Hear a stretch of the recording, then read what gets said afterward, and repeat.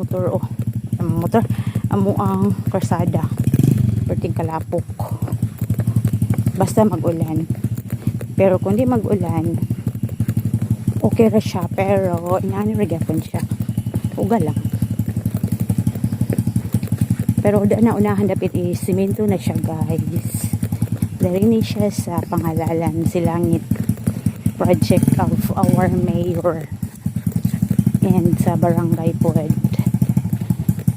So nakadaog man ang kapitan basig